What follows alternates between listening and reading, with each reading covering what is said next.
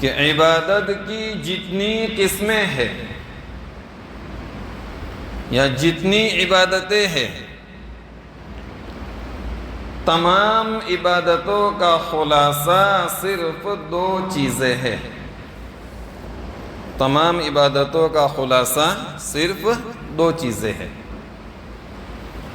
ایک ہے اللہ تبارک و تعالیٰ کے حکم کو پورا کرنا،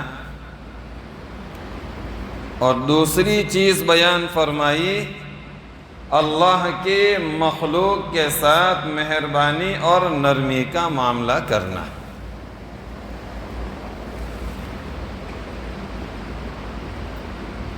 دیکھو، شریعت ایک ایسی شریعت ہے اور اسلام ایک ایسا اسلام ہے، اور اس کی تعلیم ایک ایسی اور بہترین تعلیم ہے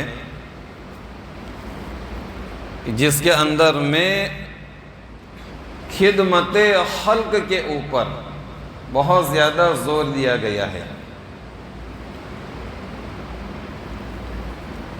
اسلام کی شعبے 5 ہیں۔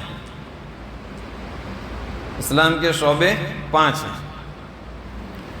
ان 5 شعبوں میں سے 2 کا تعلق حقوق اللہ سے ہے، اور باقی 3 کا تعلق حقوق العباد سے ہے۔ 5 شعبے کون کون سے ہیں؟ تو ایک تو ہے ایمانیات، اللہ کے اوپر ایمان لانا، اس کے رسولوں پر، اس کی کتابوں کے اوپر جو بھی ہو۔ دوسری چیز ہے عبادت، تیسری چیز ہے معاملات، چوتھی چیز ہے معاشرت، اور 5ویں چیز ہے اخلاق۔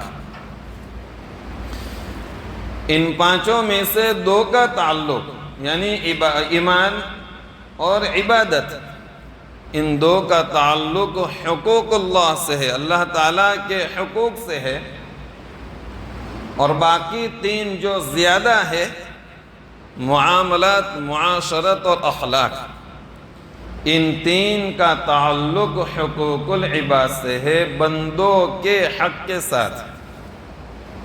تو اس سے یہ پتہ چلا کہ شریعت اسلام کے اندر میں حقوق اللہ سے زیادہ، اللہ کے حق سے زیادہ، بندوں کے حق کے اوپر زیادہ توجہ اور زیادہ تاکید کی گئی ہے۔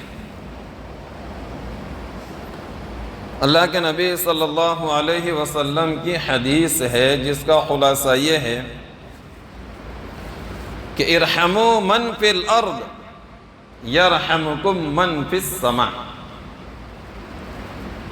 کہ تم زمین والوں کے اوپر رحم کرو، اللہ تبارک و تعالی، آسمان والا یعنی اللہ تبارک و تعالی تمہارے اوپر رحم کرے گا۔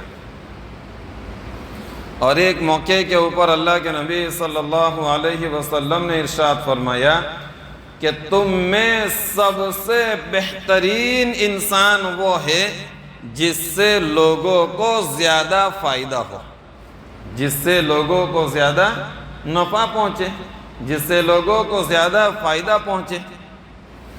اور ایک جگہ کے اوپر اللہ کے نبی صلی اللہ علیہ وسلم نے ارشاد فرمایا، الفاظ بہت چھوٹے ہیں لیکن بہت جامع بات اللہ کے نبی صلی اللہ علیہ وسلم نے بیان فرمائی۔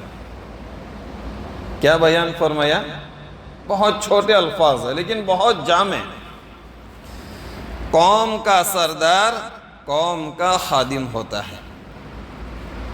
اللہ کے نبی صلی اللہ علیہ وسلم کی حدیث بیان کر رہا ہوں، الفاظ بہت چھوٹے ہیں لیکن بہت جامع بیان کیے۔ کیا بیان کیا؟ قوم کا سردار قوم کا خادم ہوتا ہے۔